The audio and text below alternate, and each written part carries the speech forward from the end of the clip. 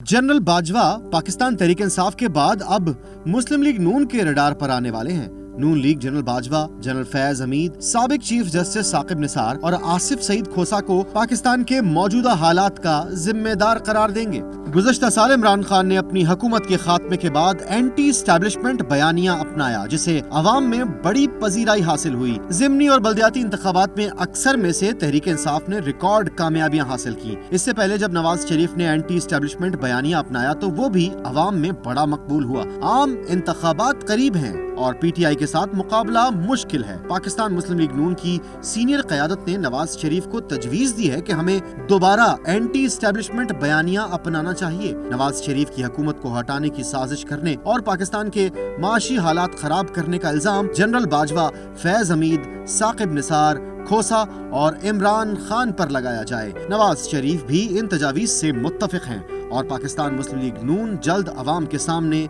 ये बयानिया अपनाएगी।